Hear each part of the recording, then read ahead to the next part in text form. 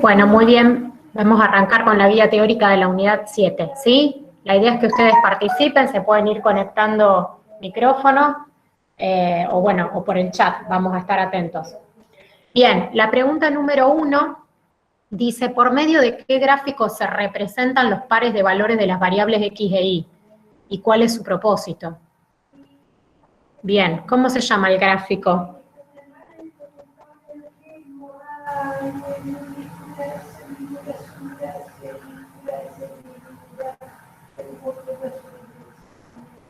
Bien, diagrama de dispersión, muy bien, ¿sí? Diagrama de dispersión o gráfico de dispersión, perfecto. Muy bien, ¿y cuál es su propósito, chicos? ¿Por qué realizamos primero el análisis, por qué realizamos primero este gráfico, donde cada par ordenado representa un dato, un par de valores que representan a las variables x e y de manera conjunta? ¿Qué nos permite ver eso?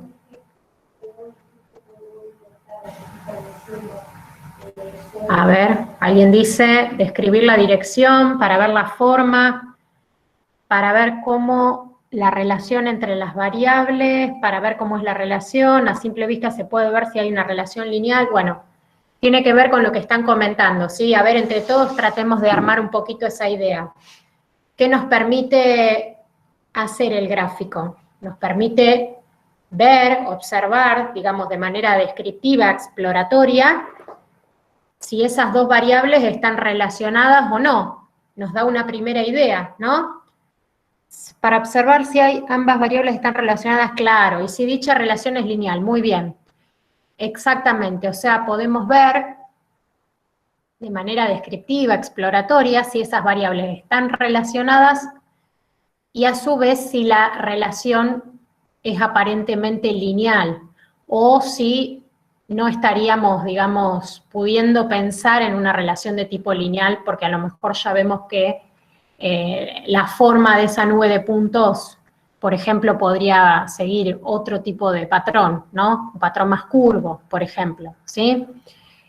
Bien, pero si esa nube de puntos vemos que tiene una forma, digamos, que a medida que aumenta una de las variables, la otra también aumenta, o a medida que una de las variables, la otra disminuye, se pueden cerrar entre dos bandas, es decir, que sigue un patrón lineal, podemos hablar de que la relación, de que aparentemente existe una relación entre las variables y es lineal, y podemos decir además si es lineal directa o es lineal inversa, ¿no?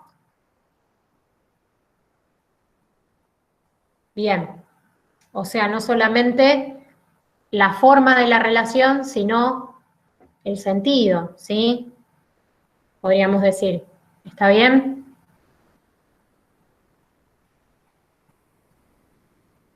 Bueno, nadie más me contesta nada. Bien, es a modo descriptivo, ¿no? Un primer análisis exploratorio es mediante este gráfico.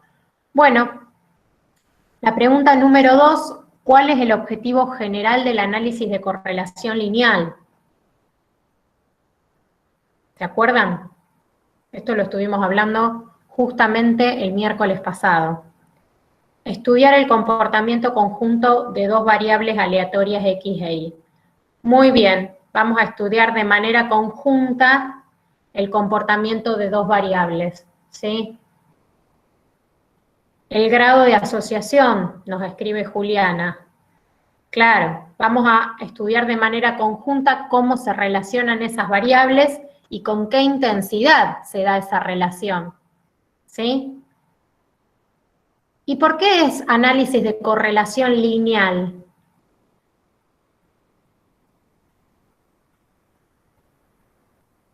Estamos pensando siempre en qué tipo de relación que estamos estudiando entre dos variables.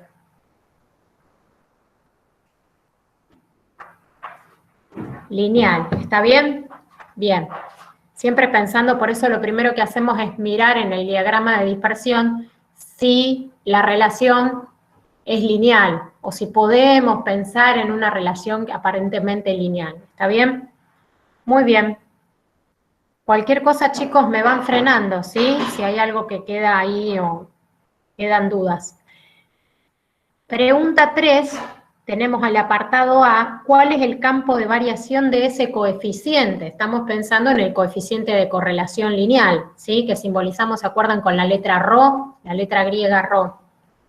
¿Cuál es el campo de variación de ese coeficiente de correlación lineal Rho? ¿Se acuerdan que lo estimamos con R? Claro, varía entre -1 y 1, perfecto. ¿Se acuerdan que habíamos visto que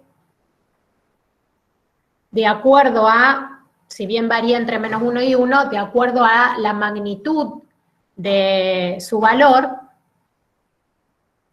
es cómo qué estaría representando ese Rho? ¿Con qué intensidad te da esa relación lineal? Y a su vez, el Rho es positivo cuando la relación es directa y es negativo cuando hablamos de una relación inversa. ¿Sí? Entonces, la pregunta B dice, ¿qué valores puede tomar el coeficiente de correlación lineal para indicar una asociación intensa entre las variables? ¿Cuándo hablamos de una relación intensa? Cuando teníamos un coeficiente Rho entre qué y qué valores, que nosotros en realidad lo vamos a estimar a ese Rho, con un R, con un coeficiente de correlación lineal muestral, ¿se acuerdan? Exacto, 0,75 o más, estamos pensando en términos absolutos, ¿no? Porque podría ser intensa, tanto pensando en valores intensa de manera directa, como intensa de manera indirecta, ¿no? O de manera creciente o positiva, o de manera negativa. Bien, o sea, más grande de 0,75 o inferior a menos 0,75. Bien, estamos pensando en un Rho en términos absolutos superior a 0,75 para hablar de una asociación intensa. Bien, muy bien. ¿Eso está claro, chicos, para todo el mundo?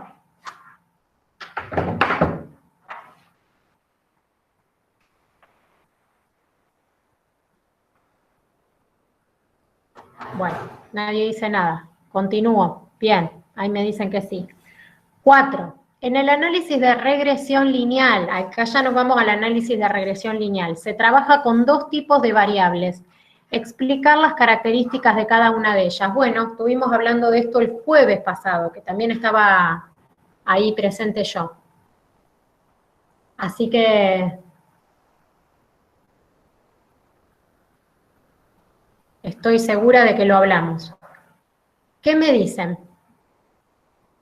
Tenemos dos variables que también simbolizamos como X e Y.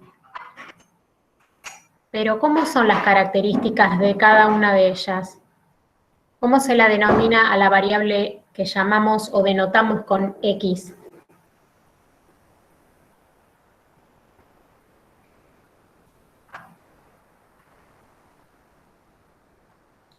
Acá Sol me dice variable dependiente. ¿La X es la variable dependiente? Yo justo les nombré a la X. A la variable tenemos dos, X e Y. Arranquemos por X. ¿Cómo se denomina la variable que denotamos por X? En el diagrama de dispersión representamos sobre el eje de abscisas. Ah, ok, ahora me gustó más. Variable independiente, muy bien. Variable independiente o también, Florencia me dice, variable explicativa. Perfecto. Bien, la X es la independiente, perfecto. ¿Y qué características tiene la variable independiente?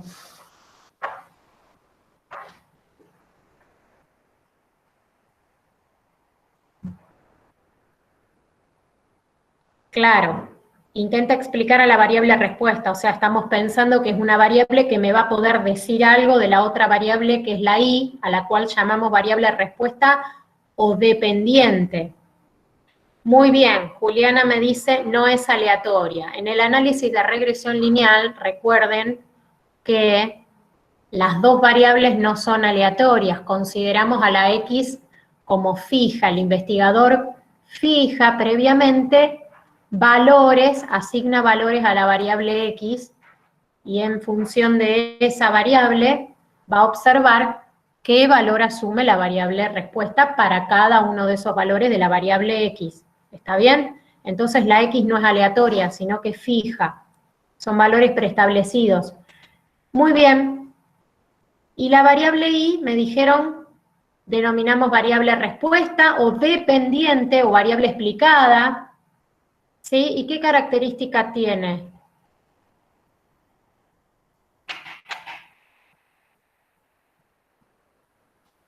Es aquella variable que es de nuestro interés, ¿no? Es aquella variable la cual queremos poder decir algo a partir de la X, ¿no? Bien, y es aleatoria, muy bien.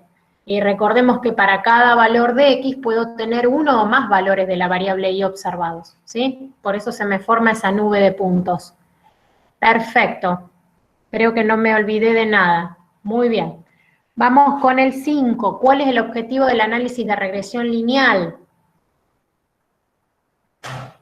¿Qué me dicen en este caso? Se complementa, ¿no?, con el análisis de correlación lineal, pero bueno, el objetivo es otro, no es exactamente el mismo.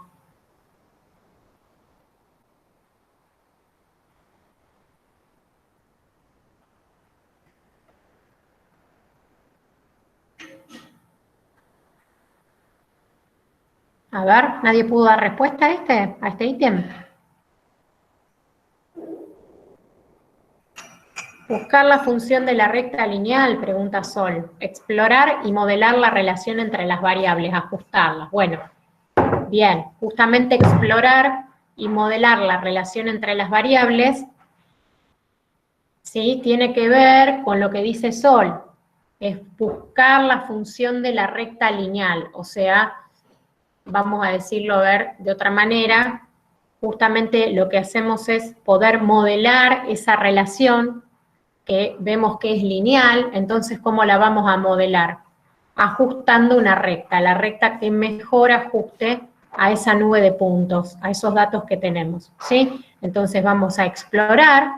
¿Cómo la vamos a explorar la relación? En principio con un análisis con un diagrama de dispersión, ¿sí? Y vamos a modelar, es decir, que vamos a plantear un modelo lineal, ¿sí?, un modelo de regresión lineal, y vamos a estimarlo, ¿sí? Entonces lo que vamos a tener es la recta de regresión estimada, que permite modelar la relación entre X e Y.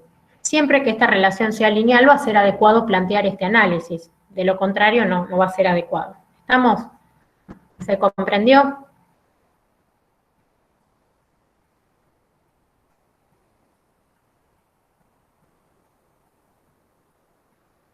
Bien. Muy bien.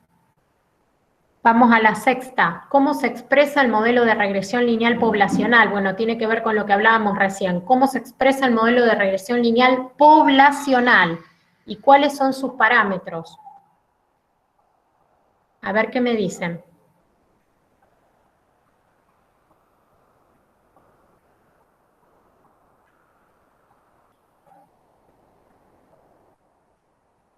Ustedes me hablaron de una recta recién, pero ¿es exactamente el modelo de regresión lineal poblacional? ¿Es exactamente una recta?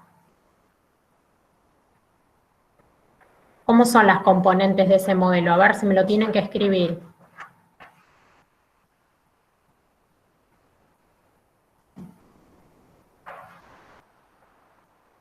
No van a tener letras griegas para el chat, pero no importa, pongan, si quieren, con palabras. Acá pregunta Camila, alfa y beta, en forma de pregunta, me lo dice. Ahí va Juliana, dice I igual a alfa más beta X más E. Ahí me gustó. Bien, SE, o Ramiro lo llama epsilon, exactamente, es la letra epsilon, usamos letras griegas, perfecto. Muy bien, chicos, ese es el modelo de regresión lineal poblacional, ¿sí? Recordemos, Y es la variable respuesta, estamos simbolizando que Y es igual al coeficiente, al parámetro alfa, ¿sí?, más beta, el parámetro beta, multiplicado por X más epsilon, que está representando el error aleatorio. Bien. Muy bien.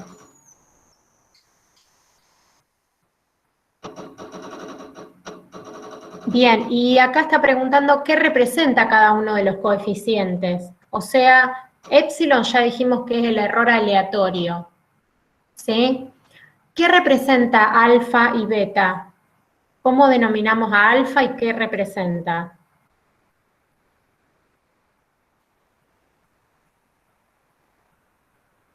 Bien, a alfa lo denominamos ordenada al origen y beta es la pendiente. Bien, perfecto. De la recta de regresión poblacional, ¿sí? Bien, muy bien. Perfecto. Bueno, ¿continúo o hay dudas? A ver, y una cosita más, antes de continuar. Si yo estoy, digamos, en términos de un problema, ¿quién sería ese alfa, esa ordenada al origen? Si ustedes me lo tuvieran que explicar.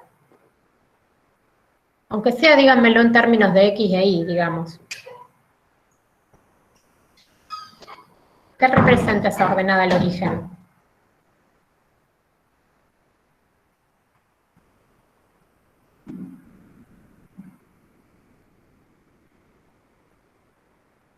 El valor de Y si X es 0. Bien, o sea, perfecto. Es el valor de la variable respuesta, ¿sí?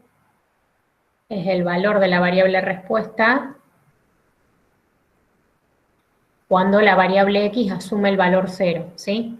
Bajo el modelo, ¿no? Estamos pensando bajo el modelo que estamos ajustando. Bien. ¿Se acuerdan que en algunos casos no tenía sentido interpretar la ordenada al origen? Ahí tengo que pensar, dependiendo del problema en el que estoy, si tiene o no sentido pensar en que la variable explicativa asuma el valor 0, ¿no? Si no, no va a tener sentido interpretarlo. Y la beta, la pendiente, el parámetro beta, ¿qué representa?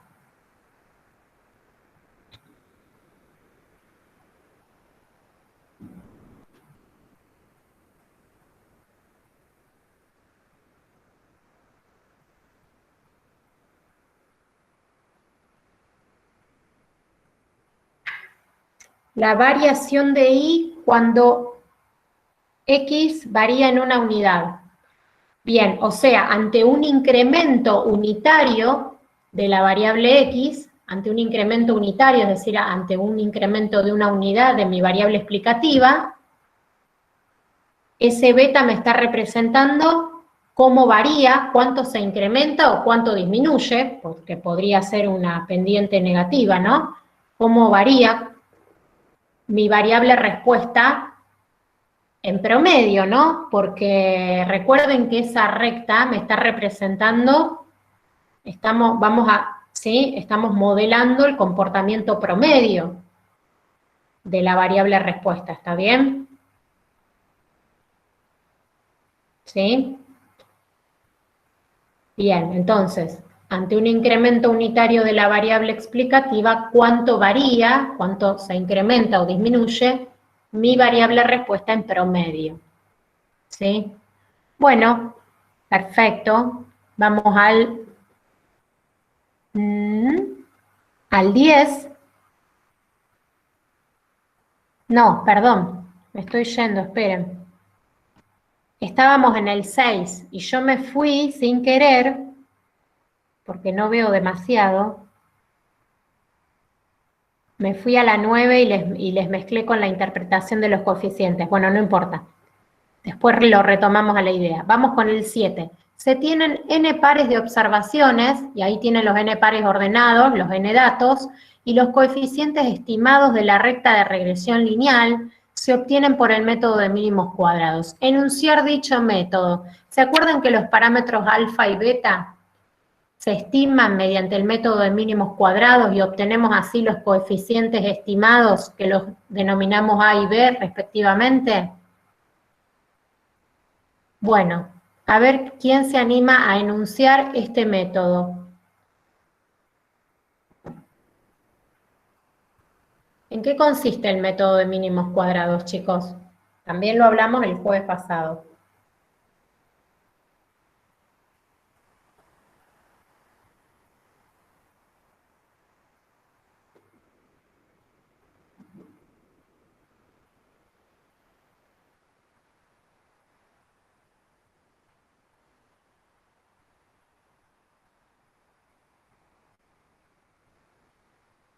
Minimiza los errores, me dice Ramiro. Minimizar la suma de los cuadrados, ahí me gustó más, de los errores o residuos. Perfecto, muy bien. ¿Sí? ¿Se acuerdan que una vez que estimamos la recta de regresión poblacional, tenemos la recta de regresión muestral, que es y sombrerito igual a A más B por X, es nuestra recta de regresión estimada.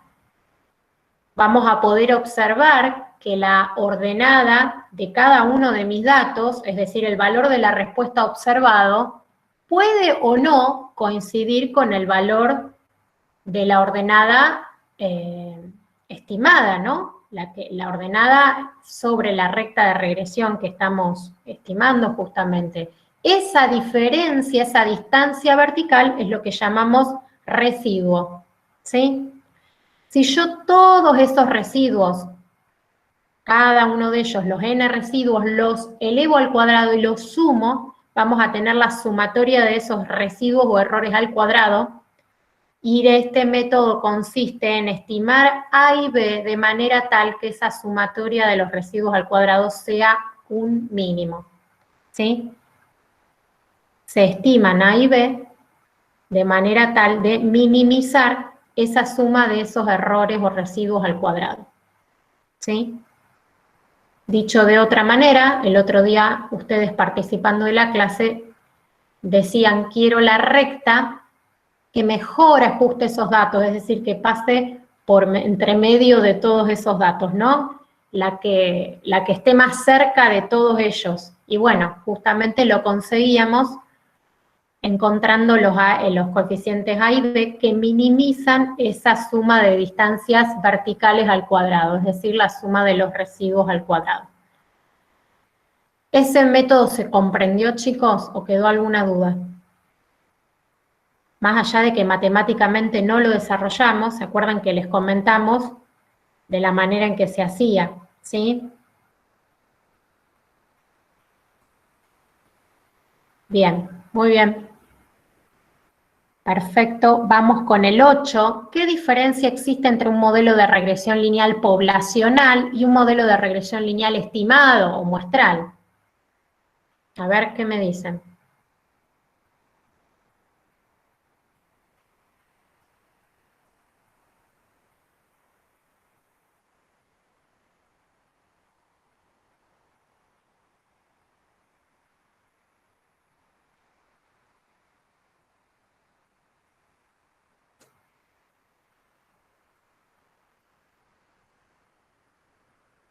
Hace un ratito ustedes dijeron cómo era la ecuación del modelo de regresión lineal poblacional.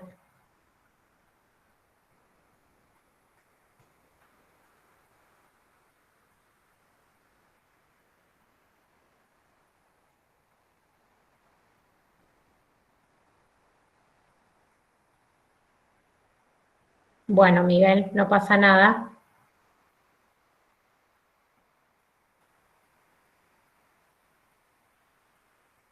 Se tiene en cuenta, dice Lara, el error aleatorio en la población. Claro, en la población vamos a tener todas esas distancias verticales, cada una de ellas va a ser un error aleatorio, pero vamos a tener las n grande, ¿no? Como si tuviera, pudiera tener justamente los n grande datos, los n grande pares ordenados, que en realidad vamos a tener casi siempre una muestra de pares de datos, o sea, de pares ordenados. O en el estimado no se suma el error, dice Lourdes. Qué buena pregunta, a ver. Nosotros lo que teníamos planteado en las diapositivas era la respuesta estimada, el I sombrerito, ¿se acuerdan? Que nosotros con la profesora Liliana les dijimos que creo que no tenía el sombrero arriba, pero casi siempre se le suele poner un sombrerito. que es el valor de la variable respuesta estimado para un cierto valor de la variable explicativa X, ¿sí? Por eso no le sumamos el error, el residuo, ¿sí? Porque en realidad, si le sumáramos ese residuo, tendríamos justamente el valor observado de la variable respuesta, no el estimado, no el que está encima de la recta de regresión estimada.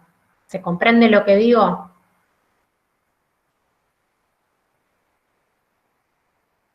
O sea, lo que tenemos en el modelo de regresión estimado, ¿sí?, es el valor estimado de la respuesta en promedio ante para un cierto valor específico, ¿sí?, de la variable independiente X.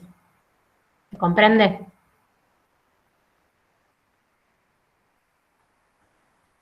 Y esa estimación se está realizando, recordemos,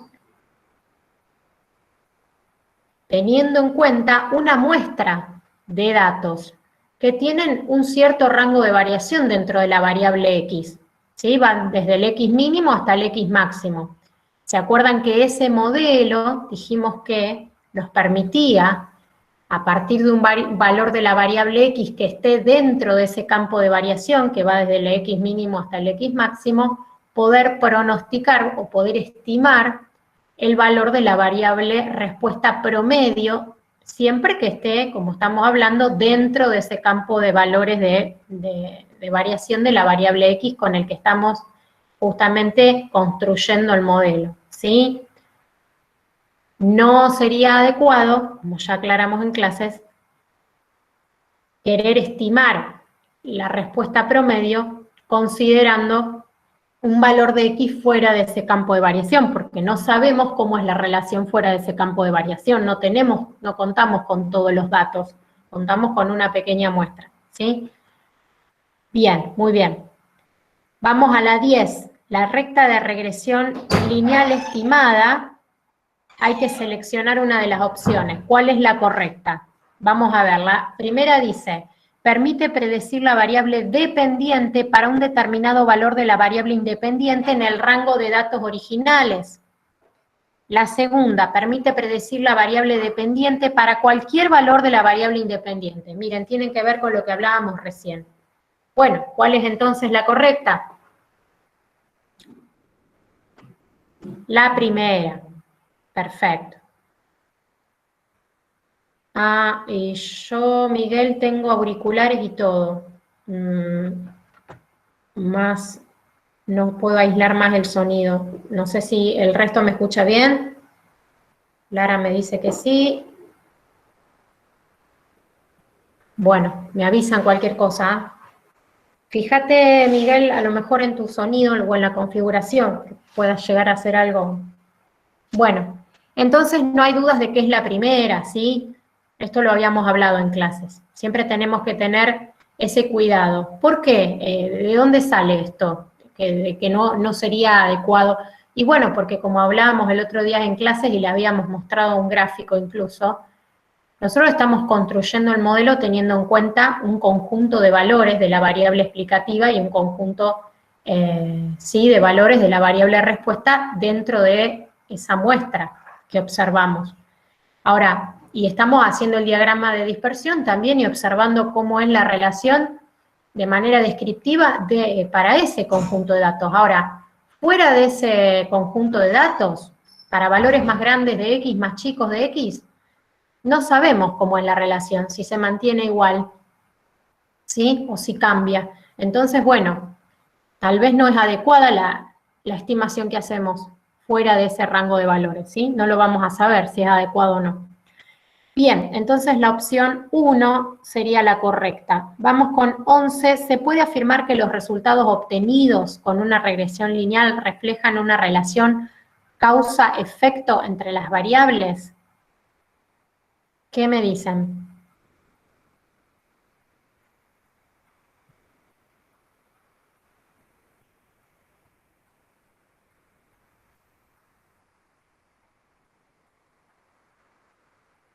¿Podríamos hablar de relación causa-efecto cuando estamos pensando en una regresión lineal? ¿Esa relación refleja eso? ¿O no? Sí, me dice Lourdes, Florencia también. Bien. ¿El resto?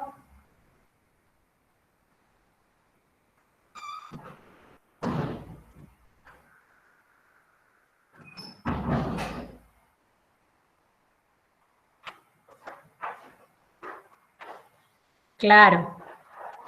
Muy bien. Estamos pensando, si bien no es un análisis de causalidad, que por ahí hay otros métodos que son más complejos, estamos pensando en que tenemos una variable que es la explicativa y tenemos otra que cumple o tiene otro rol, que es la respuesta, y estamos justamente con este modelo intentando a partir de la variable explicativa decir algo, ¿sí?, acerca de la variable respuesta o explicar la variable respuesta o el comportamiento promedio de la variable respuesta. ¿Está bien? Por lo tanto, estamos pensando que la variable X causa o me puede decir algo del valor promedio de mi variable respuesta. Bien. Esto ocurre como yapa, porque no lo pregunta acá, o tal vez está más abajo y me estoy adelantando. Esto mismo yo podría decir en el análisis de correlación lineal, ¿puedo pensar en una relación con este sentido de causa-efecto? No, muy bien, habíamos dicho que no. ¿Se acuerdan que lo conversamos el miércoles pasado? ¿Por qué en este caso no?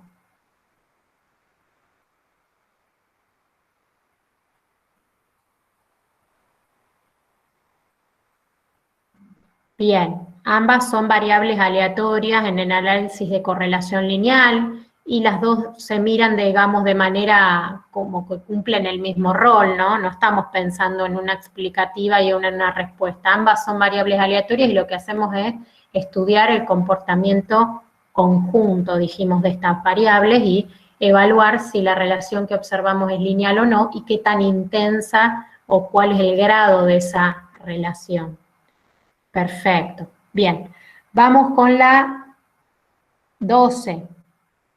Especificar la diferencia entre las técnicas. Chicos, si me saltó alguna pregunta, díganme porque está chiquitito y no estoy viendo muy bien. No sé qué tengo hoy. Especificar, estoy más ciega que nunca. Ay, gracias, Facu. Especificar la diferencia, es que no sé si me salté alguna pregunta, creo que no. No estoy segura igual, me pueden decir. Especificar la diferencia entre las técnicas de regresión y correlación lineal. Bueno, tiene que ver un poquito con esto que hablamos recién, ¿no? ¿Está clara la diferencia? Ya dijimos los objetivos de cada una por separado en otra pregunta. Por un lado, el objetivo del análisis de correlación lineal ya lo dijimos, ¿sí? Que es estudiar la relación o el comportamiento conjunto de esas variables, donde ambas variables son aleatorias, lo dijimos recién, y no hay un rol definido en cada una de ellas. Por otra parte, en el análisis de regresión lineal, lo que queremos es explorar y modelar la relación entre dos variables, donde una es la variable que se considera explicativa y la otra es la respuesta, ¿sí? Donde a partir de una variable que no es aleatoria, donde se especifican ciertos valores o se fijan ciertos valores de una variable, queremos ver si esa variable nos permite decir algo o explicar acerca del comportamiento de la otra variable. ¿Queda claro, chicos, esa diferencia?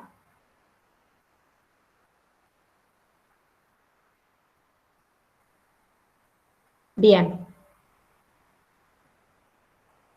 ¿Cuál es el coeficiente que mide la proporción de variabilidad de la variable dependiente explicada por la variable independiente y cuál es su campo de variación? A ver qué me dicen.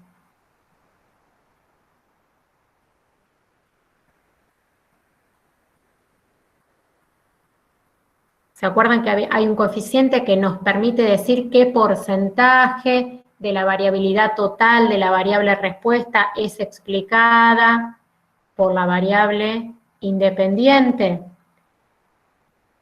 Bien, el coeficiente de determinación, R al cuadrado. varía entre 0 y 1. Sí, perfecto. O sea, lo multiplicamos siempre por 100 para expresarlo en porcentaje, pero está perfecto, es una proporción entre 0 y 1. Muy bien. ¿Cómo nos gustaría que sea ese coeficiente? Si realmente el análisis que aplicamos es adecuado, ¿no? Si realmente esa variable X me ayuda a explicar el comportamiento de la Y. Cercano a 1, perfecto. Lo más cercano a 1 posible quiere decir que yo estoy explicando un porcentaje cercano al 100, ¿sí? Cercano al 100% de la variabilidad total de la Y, lo estoy pudiendo capturar o explicar mediante la variable X. Bien, muy bien. Bueno, ¿hay alguna, Facu, hay alguna pregunta más acá que continúe después de la 13? No, no, es la última. Es la última, bien. Bueno, chicos, ¿alguna duda más de esta guía? Esta es la guía teórica de la unidad 7, ahora vamos a ver la de la 8A, pero ¿quedó alguna duda de acá para repasar?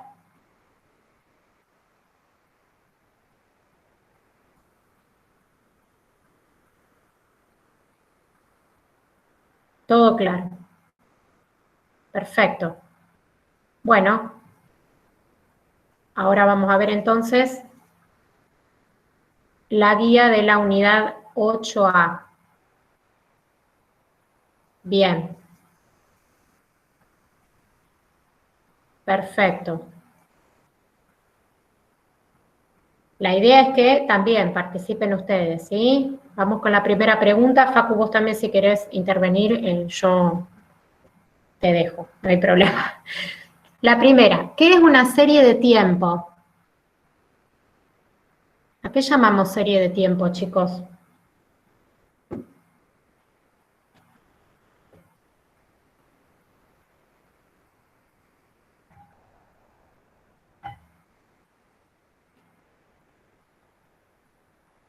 Bien, perfecto. Es un conjunto de datos ordenados cronológicamente y registrados en periodos regulares de tiempo. Muy bien. Perfecto. ¿Sí? O sea, no es cualquier conjunto de datos, ¿no? Sino que son datos indexados en el tiempo, lo que llamamos, ¿sí? Ordenados cronológicamente. Bien, perfecto. ¿Qué diferencia existe entre una serie de tiempo y una serie económica? O también la pregunta podría haber sido, ¿a qué llamamos serie económica, no?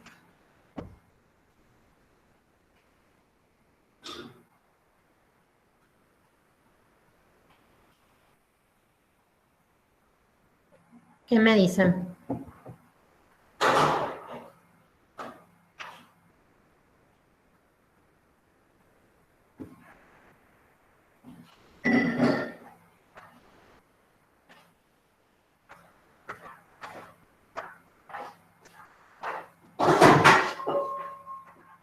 ¿Nadie se acuerda?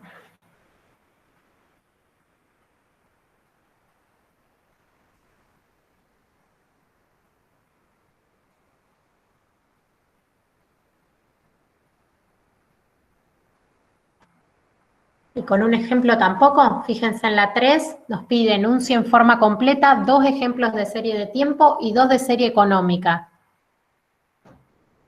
A ver, a lo mejor se les ocurre algún ejemplo.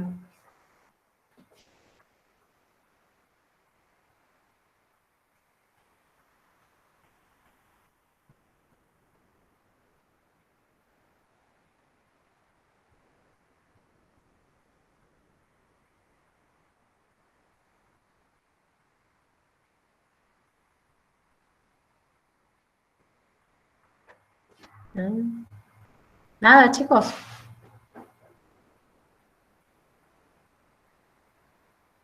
¿Ningún ejemplo de serie?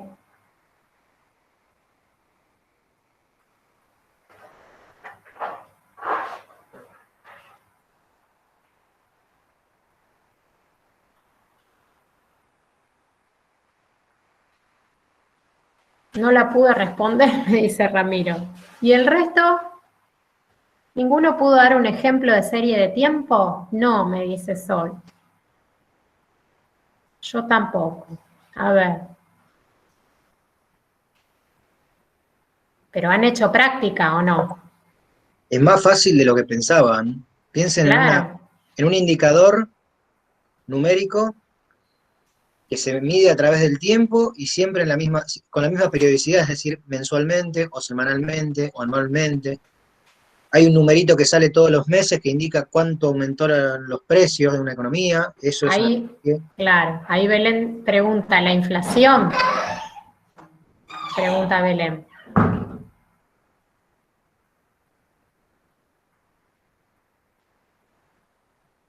La tasa de inflación la variación del PBI es otra serie. Bien, Los ingresos mensuales de una empresa, la cotización del dólar diaria o el promedio mensual. bien. El número de desempleados también, ¿sí? Podría ver qué cantidad de desempleados hay, no sé, mensualmente en una cierta empresa o en un cierto rubro, ¿sí? Bien. De esas que están nombrando ahí, y que nombró también Facundo, todas son series económicas, podemos llamarla o no series económicas, porque todavía no respondimos qué diferencia existe entre una serie de tiempo y una serie económica, nos quedó ahí colgada esa pregunta. Pero creo que los ejemplos nos van a ayudar. Bien, la serie de... Sí, bien, esas series son económicas. Perfecto. ¿Por qué? A ver, ¿cómo se dan cuenta?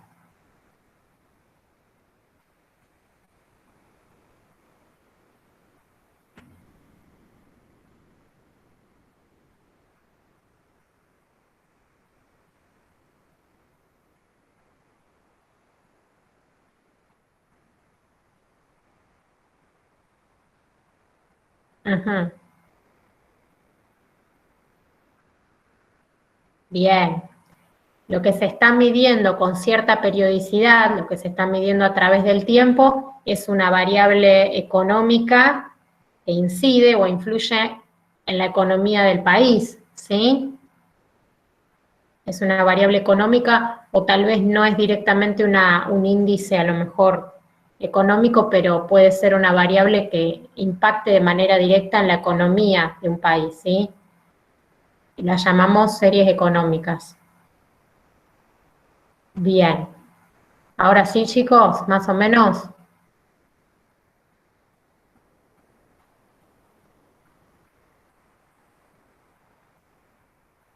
Bueno,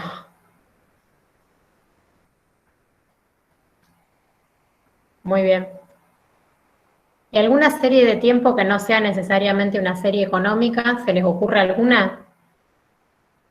Porque nos pedía 2 y 2.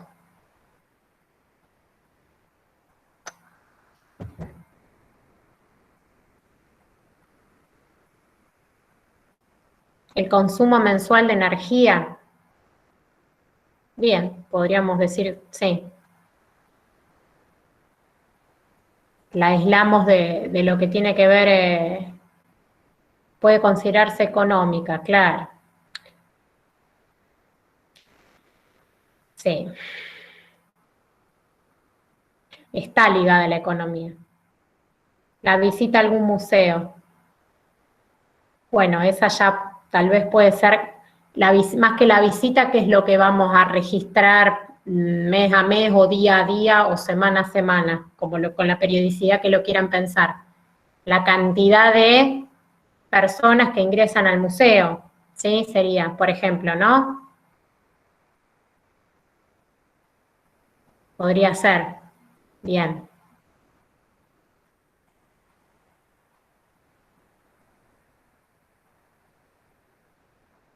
muy bien.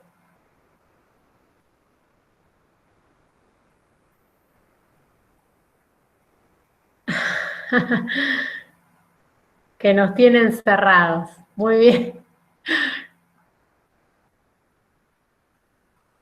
¿Qué es lo que todos los días se registra y nos informan todos los días?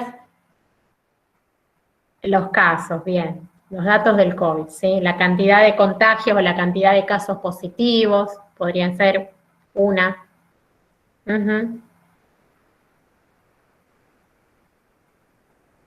Perfecto. Eso se realiza de manera diaria, ¿sí? La periodicidad es diaria. ¿Sí? Bien. Obviamente que esto sabemos que impacta, y lo estamos viviendo en la economía, ¿sí? Porque bueno, estamos en pandemia y ya no está aislada a lo que es lo económico, pero bueno, en realidad eh, está impactando, ¿sí? Por todo lo que conlleva eso, ¿sí? Pero bueno, eh, podríamos mirarlo, si no, como una serie de tiempo fuera de lo que es la economía, si fuese netamente, o a lo mejor en otro contexto, ¿sí? Bien, sigamos. Mencione las componentes que actúan en una serie y responda. Primero, ¿cuál es la componente que se ve a simple vista al observar la gráfica de una serie y por qué? A ver, esta es fácil, la tienen que saber. ¿Cuál es la componente más fácil de observar sí, de observar cuando miro el gráfico de una serie de tiempo? La tendencial, bien, la componente tendencial o tendencia secular. Bien, ¿y por qué? ¿Por qué me doy cuenta de cómo, o puedo hablar de tendencia al mirar el gráfico de una serie? Puedo decir si esa serie tiene tendencia y cómo es la tendencia.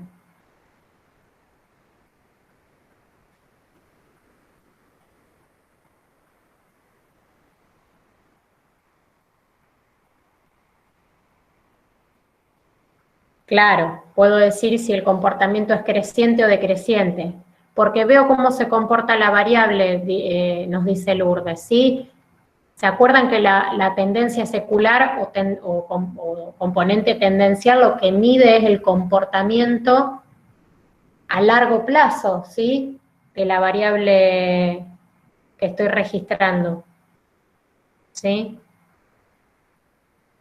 Vamos a hablar de un comportamiento o tendencia creciente, si a medida que pasa el tiempo, si a medida que avanzo en los periodos de tiempo, esa variable que estoy registrando aumenta en general su valor, o bien de una tendencia decreciente, si sucede que al revés, al avanzar en los periodos de tiempo, ¿sí? A medida que pasa el tiempo, los valores de la variable son cada vez más chicos, ¿sí? O tiende a decrecer. Muy bien. Esa tendencia que observamos en un gráfico de serie de tiempo podría aparecer de manera lineal o no, o podría presentar un patrón más curvilíneo, por ejemplo, ¿sí? ¿Está claro eso? Nosotros en particular en la práctica, cuando pensamos que esa tendencia la podemos describir mediante una recta, ya sea creciente o decreciente, lo que hacemos es estimar esa tendencia, ¿sí? Mediante una recta usando el análisis de regresión lineal que aprendimos en el capítulo anterior. Pero tengan en cuenta que no siempre ocurre eso, podría tener otro tipo de comportamiento o otro tipo de modelo que describa mejor esa tendencia que no sea una recta. ¿Estamos de acuerdo? Vamos con la segunda pregunta. En la componente estacional actúan dos complejos de causas distintas. Dé un ejemplo de cada una de ellas. A ver, ¿cómo es esto?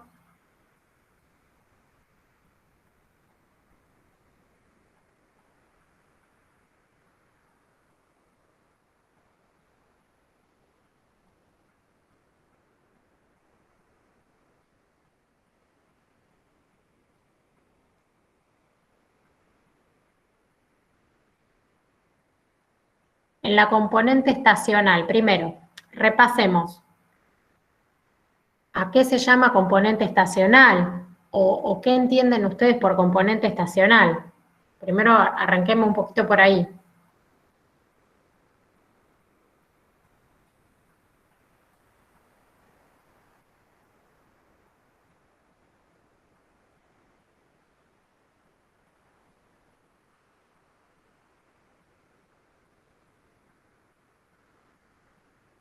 Cambios que se repiten año a año. Va queriendo, pero no me convence. A ver. ¿Cómo cambia la variable en una estación? Por ejemplo, verano, invierno. Esa es la componente estacional. ¿Cómo cambia la variable al pasar de una estación a otra dentro del mismo año? ¿Están seguros? Patrones de cambio que se repiten en el mismo momento del periodo. Está influenciada por otro componente. Bueno, a ver, tenemos un mix de respuestas. Algunas van queriendo más que otras, pero le falta decir algo. Ramiro dijo cambios que se repiten año a año. A eso le falta explicar algo. Está bien, es un comportamiento que se repite de año a año. ¿Pero cuándo? ¿En cualquier época del año? Por ejemplo, yo veo que en marzo este año, no sé, subió el dólar, bueno, en este caso siempre sube, así que no va a ser un buen ejemplo, pero ese comportamiento que yo veo que se repite año a año, ¿es en cualquier momento del año? Por ejemplo, en un año veo un comportamiento creciente en febrero y en el otro año lo observo en agosto. ¿Ahí hablo de que hay una componente estacional que estoy observando? Siempre en el mismo momento, claro. Cuando estoy en presencia de una componente estacional, yo veo que hay un comportamiento de la serie de tiempo que se repite año a año, pero en la misma época, en la misma estación del año. ¿Sí? Por de ahí viene el nombre estacional. ¿Está bien? El ejemplo típico y sencillo es pensar en la venta de helados, por ejemplo, ¿no? Vemos que en los meses de primavera y sobre todo verano, lo que es verano, la venta de helados va a aumentar, va a disminuir en invierno, y este comportamiento de la serie de tiempo la observamos que se repite año a año, de la misma manera, ¿no? Lo mismo si pensamos, qué sé yo, en el consumo de gas, vamos a observar un comportamiento donde la serie del consumo de gas va a ser mayor, va a tener una suba o un pico en los meses de invierno, cuando hace frío, y va a tener una caída, una baja en los meses de verano. Este comportamiento se va a repetir año a año. ¿Por qué? Porque tiene que ver justamente con cómo se observan, cómo se da esta variable o cómo se registra esta variable de acuerdo al clima. ¿Sí? Venta de cosas de Navidad, por ejemplo, muy bien. ¿Sí? Todo lo que es insumos navideños o regalos o lo que sea, obviamente todos los fines de año, para el mes de diciembre, va a haber un pico y luego durante el resto del año va a haber una baja, lógicamente, o va a estar, la serie va a tomar valores muy, muy bajos. ¿Sí? Bien, también, perfecto. Las enfermedades de gripe en invierno podría ser una serie estacional, podría presentar una componente estacional, ¿sí? Podríamos identificar una componente estacional, exactamente. Si estoy midiendo, por ejemplo, el número de casos de tal gripe, tal enfermedad, ¿sí? Que se da generalmente más en invierno que en los meses de verano. Ah, ok, porque acá dice que en la componente estacional actúan dos complejos de causas distintas y hay que dar un ejemplo de cada una de ellas.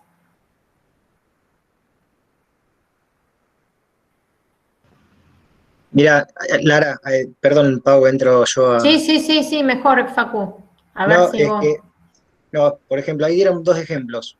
Uno de gripe, enfermos de gripe, y otro de ventas de cosas de Navidad. Ujú. Son dos series estacionales, pero que se deben a causas distintas. La enfermedad de gripe, claramente, hay más engripados cuando hace más frío, entonces es un tema climático. Mientras que la venta de Navidad no se refiere al clima, se refiere a otra cosa. Entonces, la estacionalidad se puede dar por dos razones distintas. Eso es lo que habla de complejo de causas. Dieron los ejemplos sin saber, sin quizás ponerle nombre a los complejos de causas, pero Ujú. a eso se refieren. Perdón, Pau. No, Seguí, no, al seguí. contrario, Facu, voy a intervenir porque aparte vos estás mucho en este tema, así que más ejemplos se te van a ocurrir seguro. Sí, sí, Entonces, sí. sí, no, lo que le quería decir eso, es que los complejos de causa vienen por ese lado.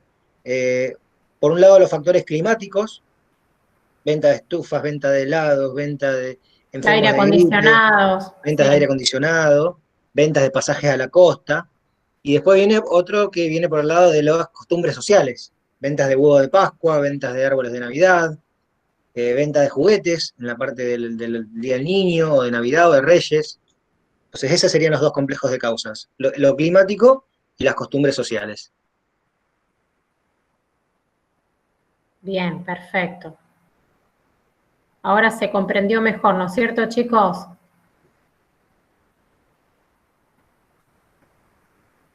Bien, muy bien. Bueno, ¿con qué periodicidad se deben tener los datos de una serie para poder evaluar la acción de la componente estacional? Si queremos detectar justamente si esa serie presenta estacionalidad o no, ¿cómo tendríamos que tener los datos medidos?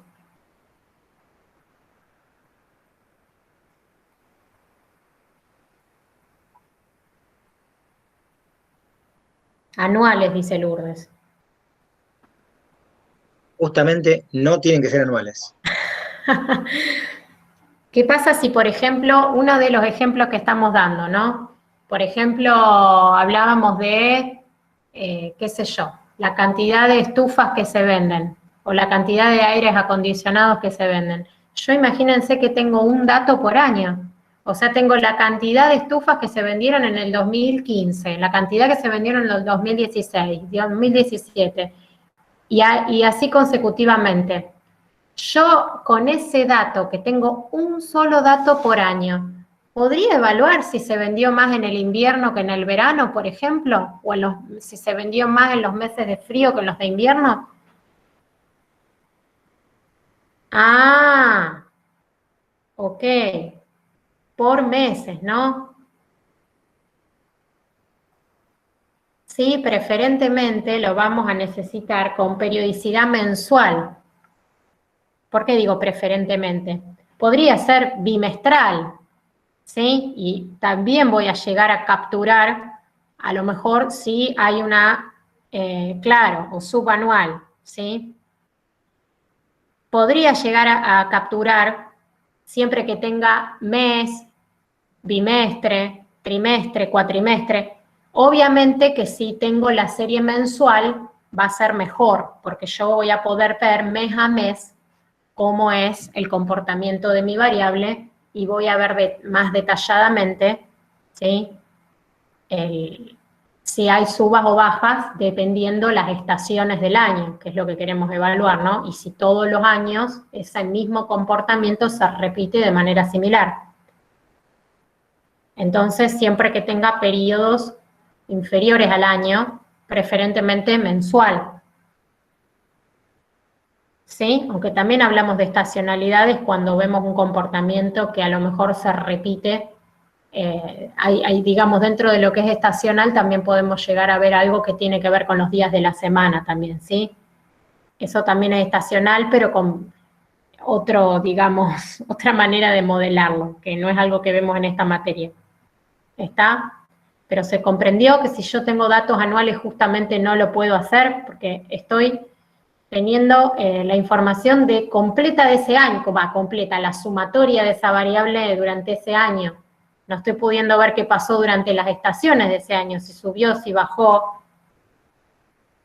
¿Se comprendió, chicos? Estoy tapando toda esa información que quiero ver justamente. Bueno, ¿cuál es la componente de una serie más peligrosa y difícil de medir? ¿Y por qué?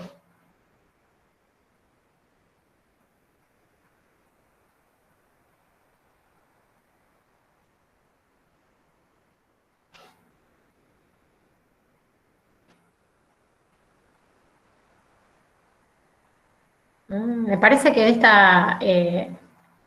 ahí alguien respondió. Variación irregular. Claro, muy bien. ¿Sí? O componente aleatorio o componente irregular. Muy bien, esa es la más difícil de medir.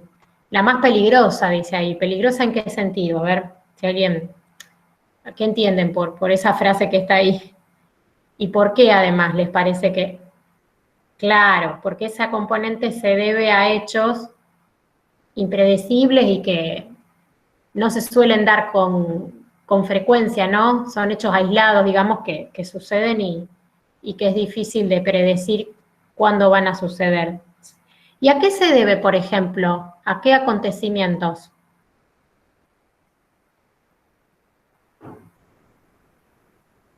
¿Algún ejemplo que se les ocurra?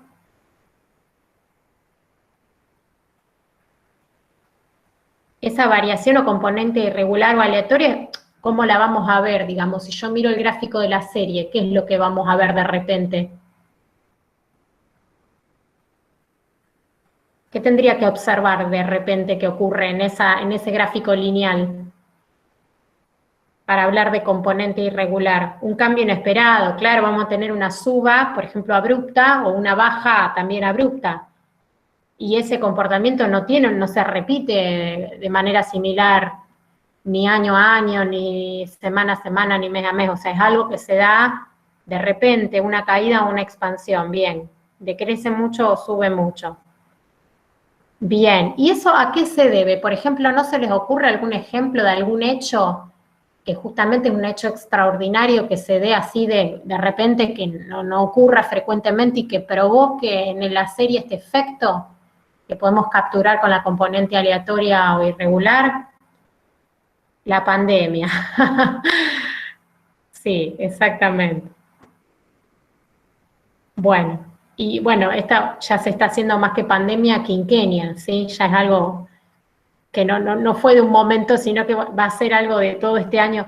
Y algún hecho todavía como más fortuito, que impacte en un momento de manera fuerte y después, digamos,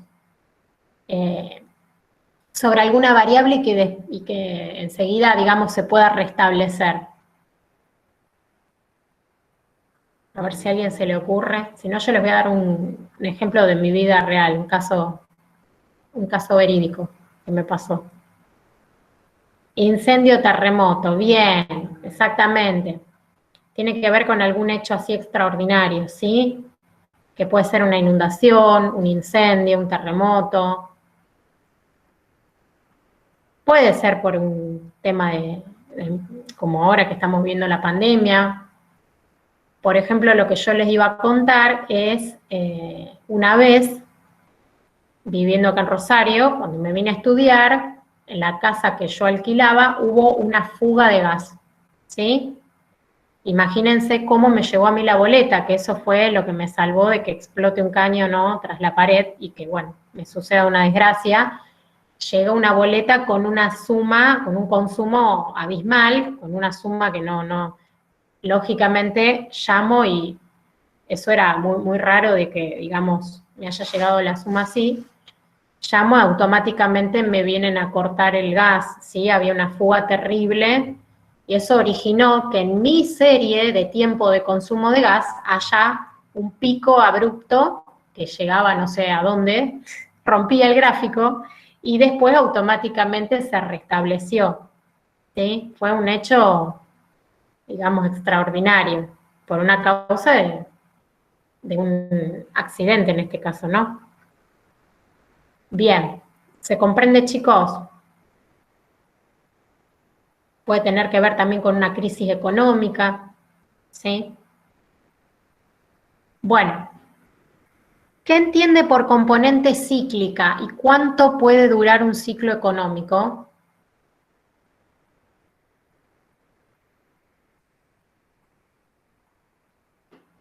A ver, ¿qué pudieron escribir acá?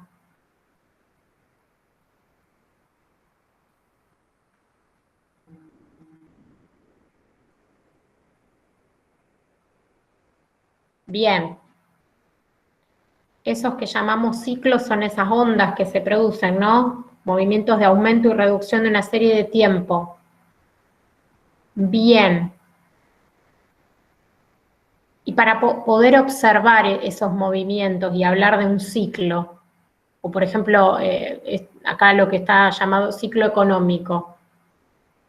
Necesitaríamos, por ejemplo, podría tener, qué tipo de datos tendría que tener, cómo tendría que ser, digamos, la serie para poder observar esos movimientos. ¿Se acuerdan de algo de eso?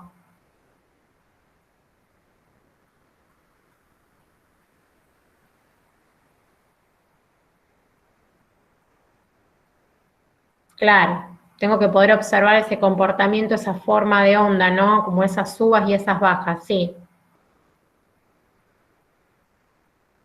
Ujú. ¿Y qué más? ¿Nada más? ¿Se acuerdan?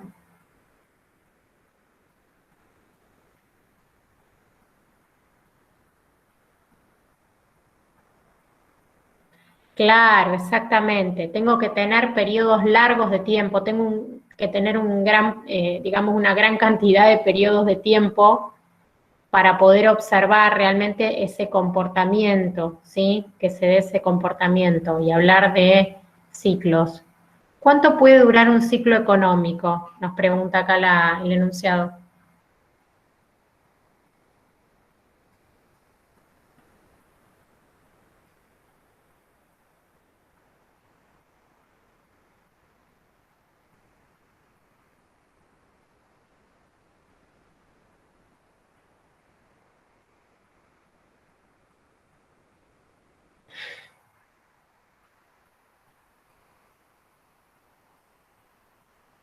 A ver, acá preguntan, ¿hay un límite de 2 a 10 años? A ver, Facu, ¿vos nos querés ayudar con esta pregunta? Creo que hay muchas dudas con esto.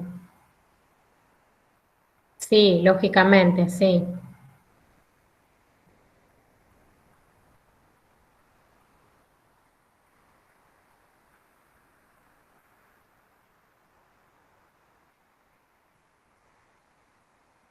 Bueno, creo que, Facu, ¿vos estás por ahí?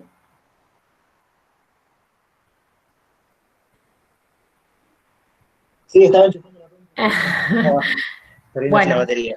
generalmente sí se hablan de periodos largos de tiempo, chicos, ¿sí?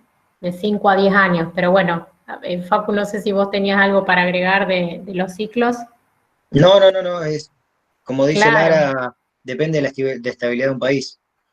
la profe Álvarez dijo que en un libro vio uno de 50 años, jaja.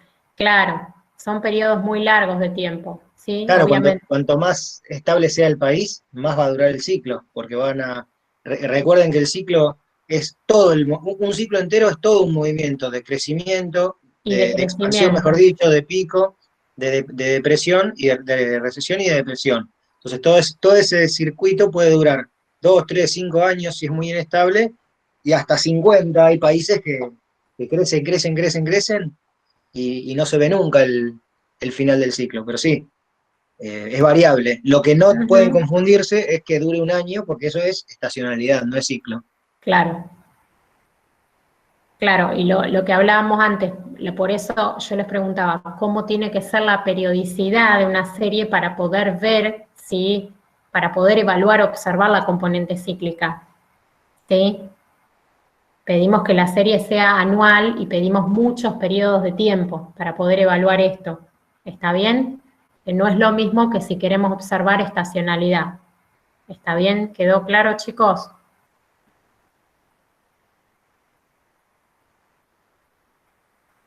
Bien. Bueno, ¿para qué se hace un análisis de serie de tiempo? ¿O cuál sería el objetivo, digamos, del análisis de series de tiempo? Es la pregunta un poquito acá.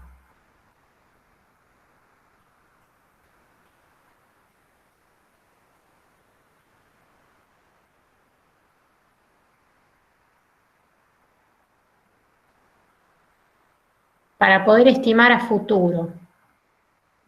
Bueno, sí, nosotros vamos a querer predecir o pronosticar el valor de una variable, de la variable que nos interesa, ¿sí? A través del tiempo, para poder tomar decisiones y planear. Bien.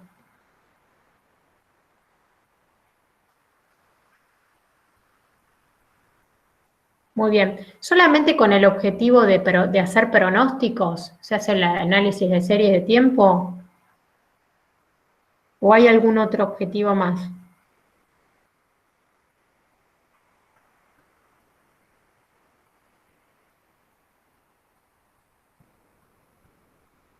Todo esto que estábamos hablando recién de las componentes de una serie, de observar, si por ejemplo podemos observar algún componente estacional, hasta ahí nosotros no estábamos pronosticando nada.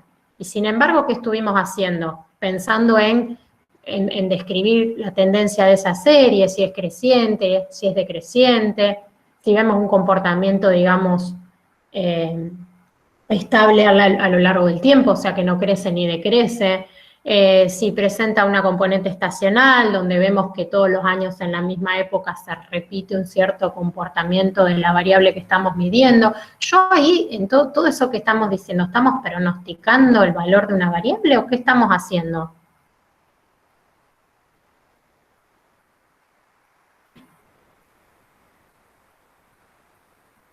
Estamos analizando, claro, estamos analizando y estamos describiendo el comportamiento de esa variable, ¿sí? Entonces, uno de los objetivos es describir, es descriptivo, ¿sí? Poder capturar, ¿sí? Un montón de características o poder, digamos, de alguna manera describir las componentes de esa serie. Y el otro objetivo, no menor, sería poder hacer algún pronóstico a futuro. Siempre recuerden que ahí sí vamos a extrapolarnos del rango de variación que tenemos de la variable tiempo, porque lógicamente el pronóstico lo queremos hacer a futuro. Si supiéramos lo que va a pasar, no sería un pronóstico, ¿sí? Siempre que nos vamos a ir poquitos pasos hacia adelante, ¿no? Para que la estimación no sea muy imprecisa. Estamos, Por pero ejemplo, bueno, perdón, Pau, sí, sí, por ejemplo, porque Paula dice que yo estoy en el tema, pues yo trabajo bastante con series de tiempo. sí. Uno de los trabajos que yo hago de series de tiempo es la desestacionalización de una serie de tiempo. Que eso es un análisis que yo no miro a futuro, miro para atrás, y lo que le hago a una serie es identificar si tiene la estacionalidad y sacársela. ¿Por qué? Por ejemplo, tienen una heladería, quieren saber qué pasó en julio o en agosto. Y la heladería seguramente en julio o en agosto vendió menos que en enero. Entonces, pero la pregunta es, ¿vendió menos que en enero porque hace más frío o vendió menos que en enero porque el helado es feo, porque tuve mal la campaña de marketing, porque son caros, etcétera? Entonces, a una variable macroeconómica, si yo le saco la estacionalidad, puedo ver esa variación mensual sin que me importe si hace calor, si hace frío, si es verano, si es invierno, o lo que sea. Eso es un ejemplo de uno de los análisis que se puede hacer sin necesidad de ver a futuro. El análisis lo que se llama ajuste estacional o ese trabalengua desestacionalización. Perdón, Pau, por la interrupción. No, está perfecto, Facu, está buenísimo, porque tiene que ver justamente con esto otro que yo les digo, no es solamente el análisis de serie de tiempo, no solamente se hace para predecir o pronosticar, sino también para poder analizar el comportamiento de esa variable. ¿De qué manera? Bueno, estudiando un poco todas esas componentes, ¿sí? Y pudiendo capturarlas en un modelo. Lógicamente, chicos, en esta materia, no estamos haciendo un análisis de serie de tiempo completo y profundo, como imagínense que esto es, dentro de estadística, es un gran área de trabajo y hay que especializarse un montón en esto, ¿sí? Lo que hacemos, más que nada, nos enfocamos en esta materia, en ver la parte de la tendencia, si es lineal, y podemos hacer un ajuste, ¿sí? Aparte de la otra parte de la estimación mediante medias móviles. ¿Sí? Pero bueno, tengan en cuenta que por eso lo que les está dando como ejemplo Facundo no es algo que hacemos en la materia, pero se puede hacer, ¿sí? Bueno, después, ¿qué más? Tenemos, indique los modelos que pueden tener las series, explique cada uno de ellos, indicando sus diferencias. Bueno, mencionamos en la teoría dos grandes tipos de modelos de series de tiempo, ¿no? ¿Cuáles eran? Bien, aditivo y multiplicativo. ¿Cuál sería la diferencia entre estos modelos digamos, cómo los podrían mencionar a cada uno?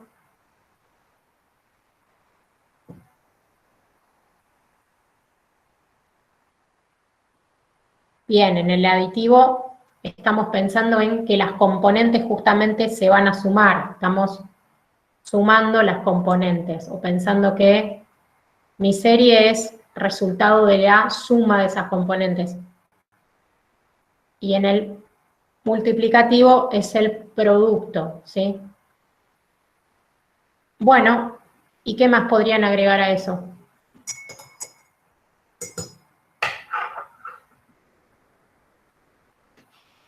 Además de que en uno estoy pensando en el modelo como la suma de las componentes y en el otro en el producto de las componentes, ¿qué más?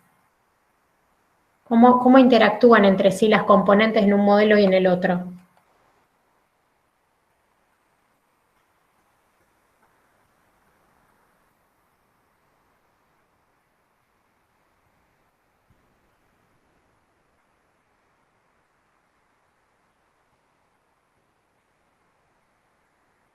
Ajá. Bien, en el aditivo las componentes actúan de manera independiente entre sí.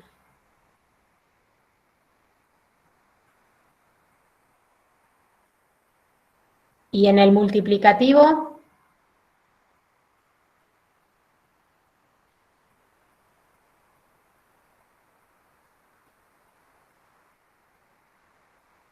claro, en el multiplicativo estamos pensando que la serie es el producto de las componentes, o sea que están interactuando. No son independientes entre sí. Bien.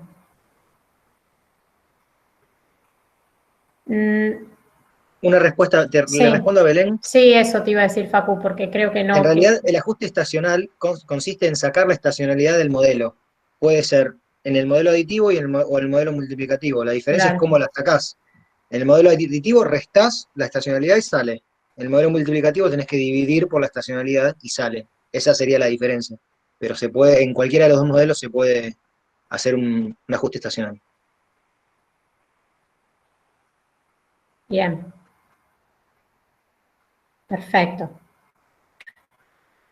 Bueno, ¿qué más? Ah, acá, ¿qué es un promedio móvil y cuál es su utilidad?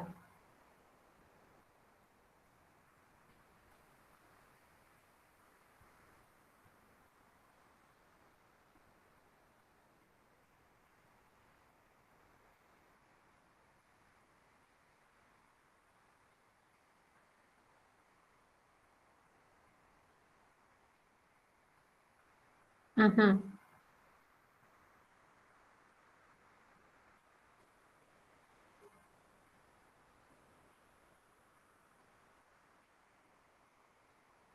Bien, sí. Dentro de los métodos de suavizado, de lo que hablamos de suavizado de series, tenemos este método de media móvil o promedio móvil para poder ver la tendencia, la utilidad.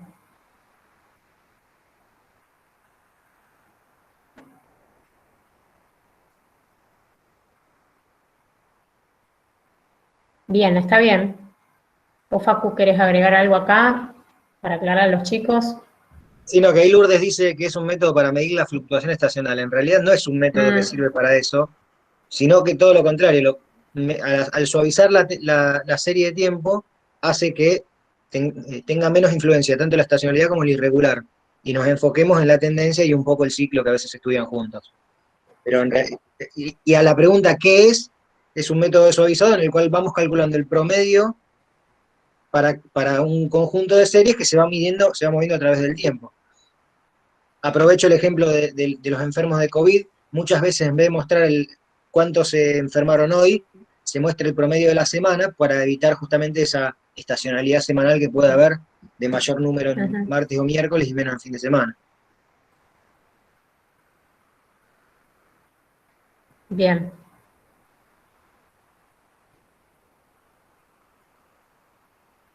bien. Y el nombre de móvil, chicos, se dan cuenta porque en realidad es como que se van haciendo cortes en la serie y uno se va corriendo a través del tiempo haciendo esos cortes, digamos, esos segmentos así parciales y se van promediando esos datos en esos pequeños periodos, ¿sí? Y después se puede armar la serie justamente de esas medias, de esos promedios móviles. Bien, siempre se pueden aplicar los promedios móviles, explique y ejemplifique.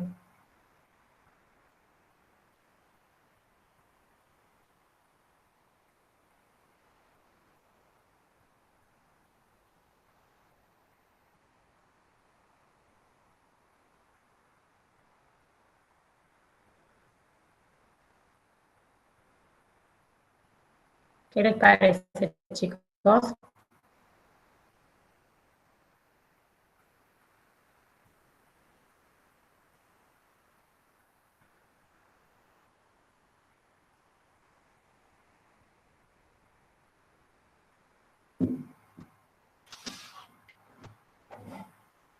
Me parece que de esta guía no habían hecho mucho, ¿no? No los veo muy... No contestan demasiadas preguntas acá de series, o lo tienen muy flojo.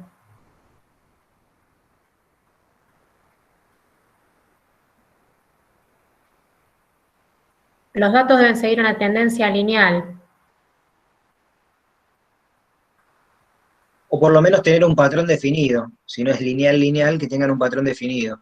Que no sea algo muy aleatorio, ni muy variable, ni muy volátil, que porque si aplicamos un promedio móvil no me permita mostrar nada.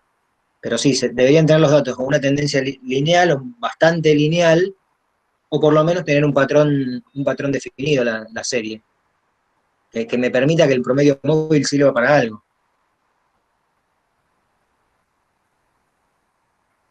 Bastantes datos hay que tener, obviamente, porque vos cuando haces un promedio móvil perdés los datos de los extremos. Bien. ¿Cuál es la limitación de los promedios móviles?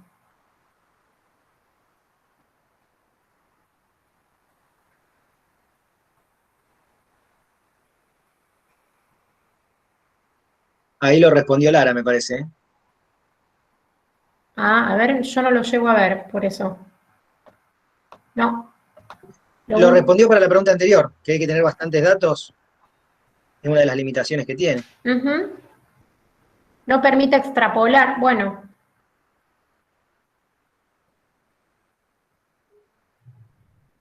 ¿A qué se refieren con que no permite extrapolar?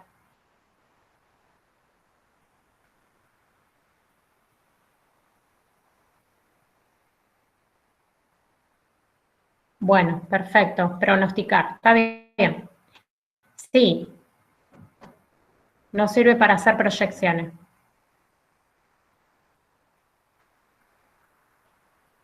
Sí, tengan en cuenta que con cualquier método que hagamos de series de tiempo, si bien vamos a poder pronosticar, también no puedo hacerlo muchos, o sea, no es adecuado hacerlo muchos pasos hacia adelante, ¿sí?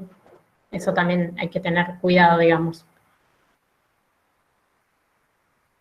Bien, ¿qué método se usa para estimar la tendencia lineal?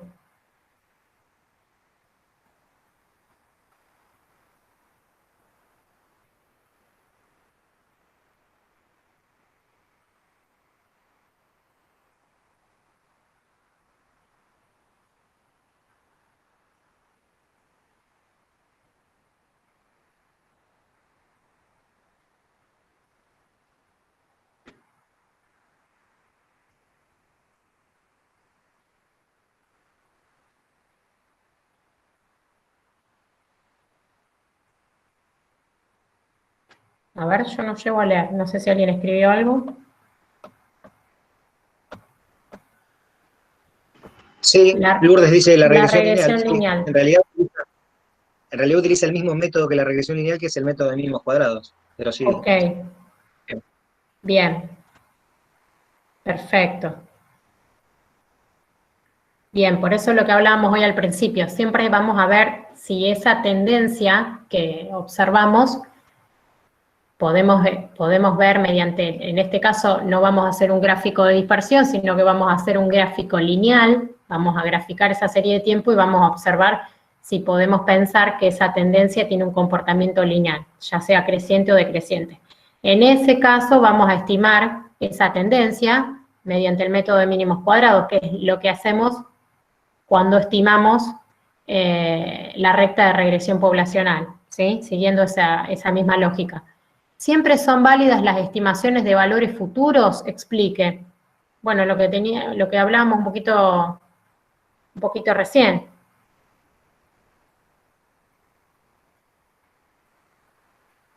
¿Qué cuidado tendríamos que tener acá? Bien, recuerden que nosotros estamos aplicando para estimar la tendencia lineal una técnica de regresión, y cuándo nosotros podíamos utilizar esa técnica de regresión para estimar datos de Y, por ejemplo. ¿Qué condición tenía que tener X o los valores de X para poder estimar Y? Claro, exactamente. Porque nosotros cuando hacíamos una regresión Y versus X, solo podíamos estimar valores de Y dentro del rango de variación de X.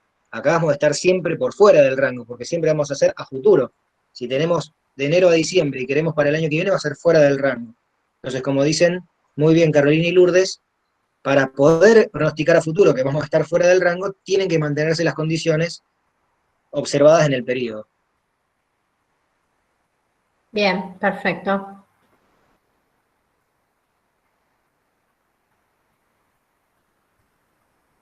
Perdón, Paula, las interrupciones, pero No, está no perfecto. puedo con mi genio. No, al contrario, Facu, si yo te pedí hoy que vos participes porque nos iba a ser mucho más rica la clase sobre todo en esta parte de series.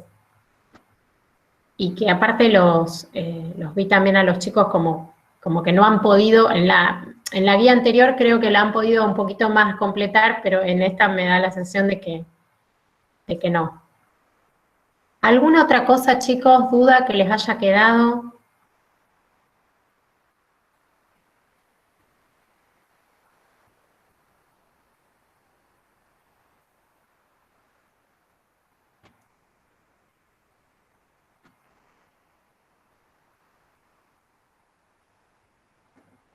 Bueno.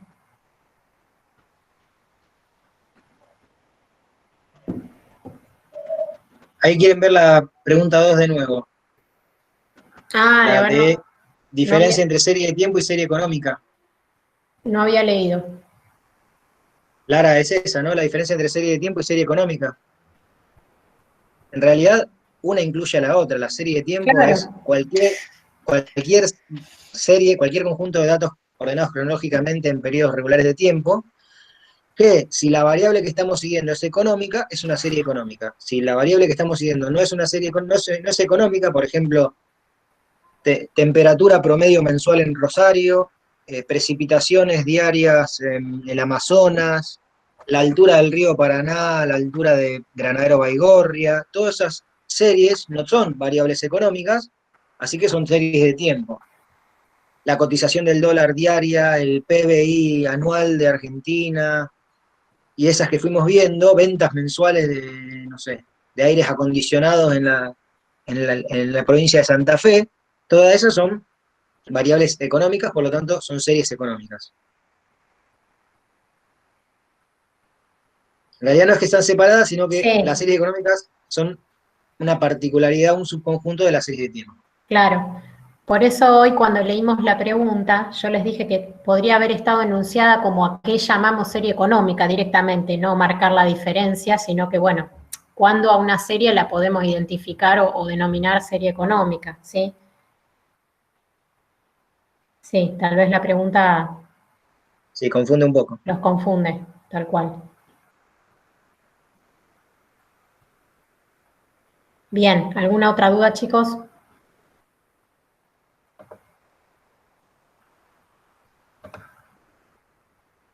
Bueno, ya se No, fueron de más de la nada. mitad, así que parece que no hay más dudas.